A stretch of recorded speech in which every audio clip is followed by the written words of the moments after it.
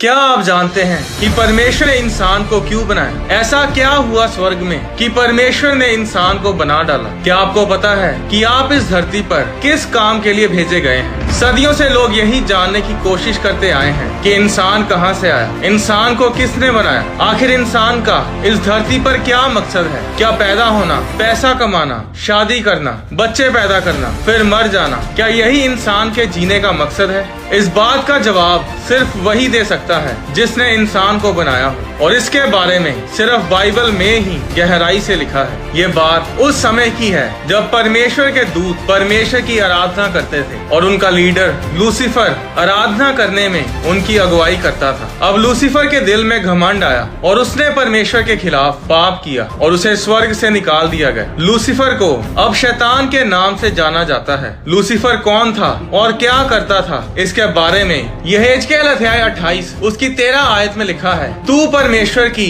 अदन नामक बारी में था, तेरे पास आभूषण, मानिक, पदराग, हीरा, फिरोजा, सुलेमानी मणि, यशब, नीलमणि, मरकद और लाल सब भांति के मणि और सोने के पहरावे थे। तेरे डफ और बांसुलियां तुझी में बनाई गई थी। जिस दिन तू सिरजा गया था उस दिन वे भी तैयार की गई थी। यशाया अध्याय 14 उसकी 11 आयत में लूसीफर के लिए लिखा है कि तेरा वैभव और तेरी सारंगियों का शब्द अधोलोक में उतारा गया है। ये वचन बताता है कि जब लूसीफर को बनाया गया था तब सभी साज उसके अंदर बनाए गए थे। बांसुली, डफ, तार वाले बाजे, वायलिन, हार्प, गिटार, ड्रम्स, हर एक साज उसके शरीर में था। ऐसा क्यों? क्योंकि वो एक आराधक था, वो एक वर्शिप लीडर था। वो परमेश्वर की आराधना करता था और दूसरे दूतों की आराधना में अगुवाई करता था। पर उसने अपने मन में घमंड किया और उसके घमंड के कारण उसे स्वर्ग से निकालकर धरती पर फेंक दिया गया। यशाया अध्याय 14 उसकी 12 आयत में लिखा,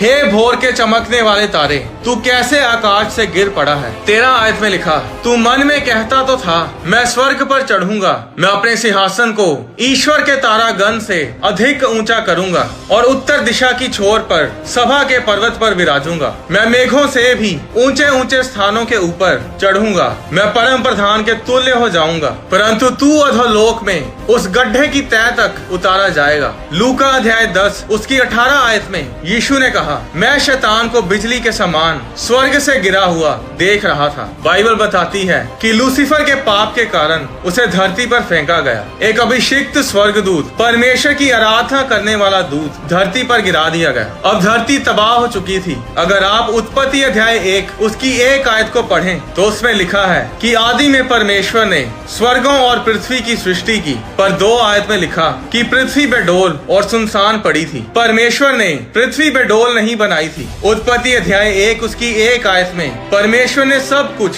सुंदर बनाया था, पर उत्पत्ति अध्याय 1 उसकी 1 आयत और 2 आयत के बीच वो समय था जब लूसीफर को धरती पर गिराया गया और तब धरती तबाह हुई, बेडोल हुई। पर फिर एक दिन परमेश्वर धरती पर आता है और सब कुछ दोबारा से बनाना शुरू करता है। 3 आयत में लिखा, जब परमेश्वर ने कहा उजाला हो तो उजाला हो गया, और इस तरह परमेश्वर बोलता गया और सब कुछ होता गया। परमेश्वर ने पेड़, पौधे, फलदायी वृक्ष, सूर्य, चंद्रमा, तारागण को भी बनाया। फिर परमेश्वर ने जल में रहने वाले जीवित प्राणियों को बनाया, पक्षी, घरेलू पशु और रेंगने वाले जंतु, हर प्रकार के जानवरों को बनाया। और परमेश्वर ने देखा कि सब अच्छा है। और 6वें दिन परमेश्वर धरती पर घूम रहा है। और जरा सोचो कि शैतान बोला होगा कि हाँ, अब कौन तेरी आराधना करेगा, कौन तेरी स्तुति करेगा, कौन तुझे महिमा देगा, कौन है तेरा वर्शिप लीडर। अब परमेश्वर नीचे झुका और उसने अपनी मुट्ठी में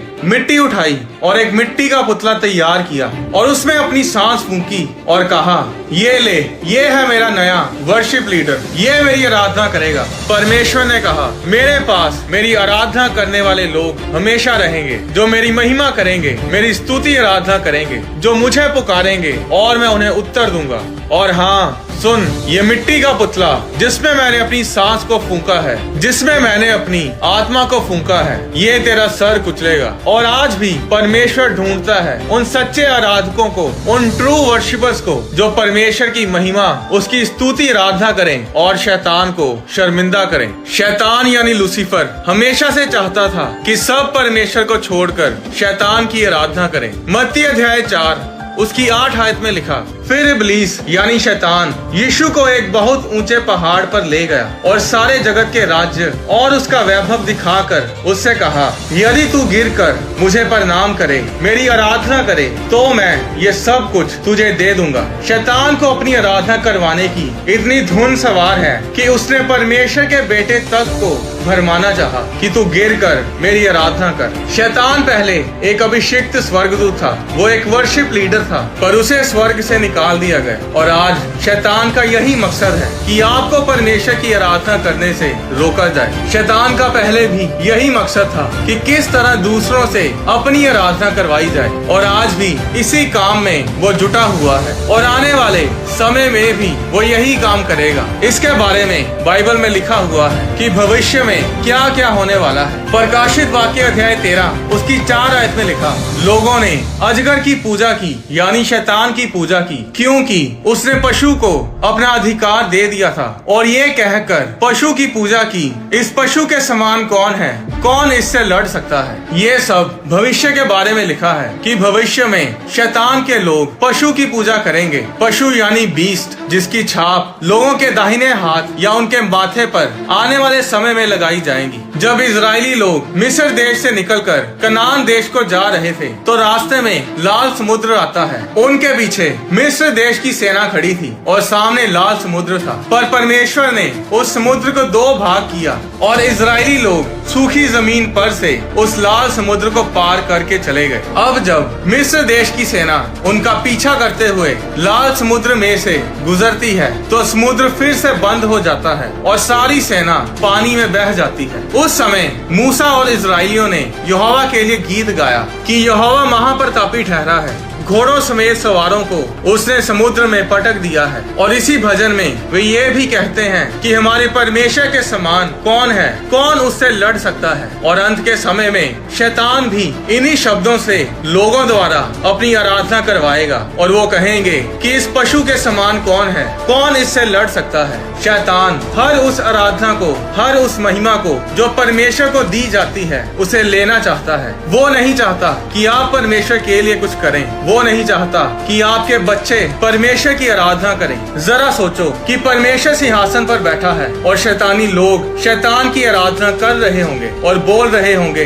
कि इस पशु के समान कौन है, कौन इससे लड़ सकता है। और परमेश्वर अपने दूतों से कहेगा, माइकल जरा मेरी तलवार तो लेकर आ। और परमेश्वर उस पशु और झूठे भविष्यद्वक्ता को आग की झील में डालेगा और बाकी बचे सब शैतानी लोगों को अपनी तलवार से नष्ट करेगा। और शैतान भी अंत में आग की झील में डाल दिया जाएगा, जहाँ पर वो रात दिन पीड़ा में युगानुयुग तड़पता रहेगा। शैतान को अगर किसी चीज से जलन होती है, तो वो आपको परमेश्वर की आराधना करते देख कर होती है, क्योंकि वो एक समय पर परमेश्वर की आराधना करता था। क्या आप जानते हैं कि परमेश्वर ने आपके शरीर को भी एक साज ही बनाया है, एक म्यूजिकल इंस्ट्रूमेंट की तरह बनाया है। जिस तरह लूसीफर के शरीर के अंदर फूंक मारकर बजाने वाले साज थे, परकशन वाले साज थे, उसी तरह परमेश्वर ने इंसान के शरीर को भी एक साज की तरह बनाया है। आपके हाथ, आपकी आवाज एक साज ही है। आपके गले के अंदर कॉर्ड्स हैं, जिन्हें वोकल कॉर्ड्स कहा जाता है। ऐसी कोई आवाज नहीं है जो इंसानी शरीर निकाल नहीं सकता। अगर आपने बीट बॉक्सिंग, एक्कापेला करते लोगों को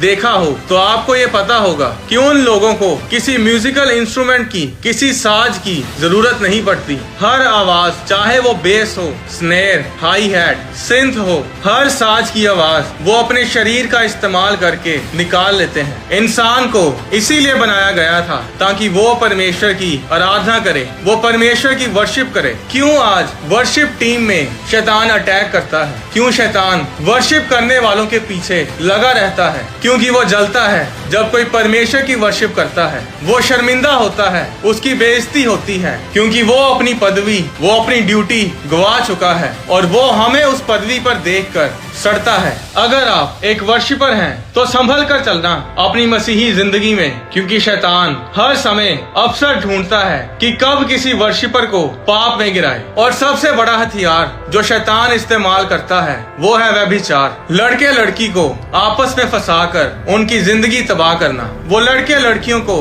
गलत रिलेशनशिप्स में, गलत संबंधों में फंसाकर उनकी जिंदगी तबाह करता है। बड़े बड़े वर्शिप लीडर गिर गए क्योंकि वो व्यभिचार में पड़ गए। याद रखें, आपको इसीलिए बनाया गया ताकि आप परमेश्वर की आराधना करें, हालात जैसे मर्जी हों, परमेश्वर की वर्शिप करना ना छोड़ें। आपको क्या लगता है कि पौलुस और सिलास जेल में बंद आराधना क्यों कर रहे थे? क्या वो अपने छुटकारे के लिए वर्शिप कर रहे थे?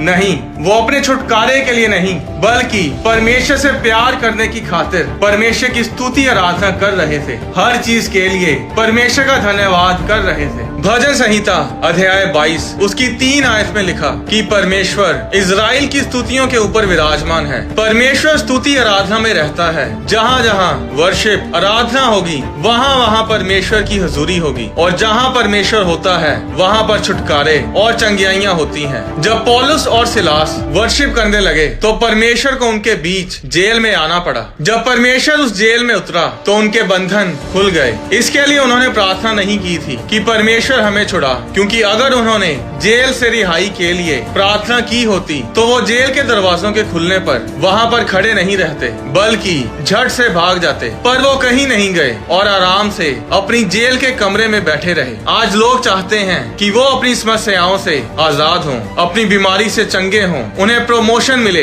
पैसे में बरकत आए, कारोबार में तरक्की मिले, बच्चे की आशीष मिले, पर वो आराधना नहीं करते और इसीलिए उनके जीवन में आशीष नहीं आती, छुटकारा नहीं आता, क्योंकि परमेश्वर उन्हें नहीं बल्कि वर्शिपर्स को ढूंढता है। अगर आप वर्शिप नहीं करते तो आप प्रॉफिट नहीं बन सकते, पास्टर नहीं बन सकते, आप एक सफल बिजनेसमैन नहीं बन सकते, आप एक सफल पति, पत्नी, पिता नहीं बन सकते। अगर आप अपनी मंजिल को पाना चाहते हैं, अगर आप अपनी जिंदगी को ऊंचे लेवल पर देखना चाहते हैं, तो ये वर्शिप किए बिना नहीं होगा। एक स्टूडेंट अगर परमेश्वर की वर्शिप नहीं करता तो वो कभी भी अच्छा स्टूडेंट नहीं बन सकता। वर्शिप आपकी लाइफ को बिना वजह के संघर्ष से आजाद करती है। छोटे छोटे आम लोग जब वर्शिप करते थे तो बाइबल बताती है तो वो प्रोफेसी करने लग जाते थे, वे भविष्यवाणियां करने लग जाते थे। दाऊद जो भेड़ बकरियां चराता था वो ही राजा क्यों बनाया गया? क्योंकि वो एक वर्शिपर था। परमेश्वर ने उसे ढूंढा और उसे राजा बनाया। बाइबल में लिखा है कि परमेश्वर ढूंढता है सच्चे आराधकों को, ट्रू वर्शिपर्स को,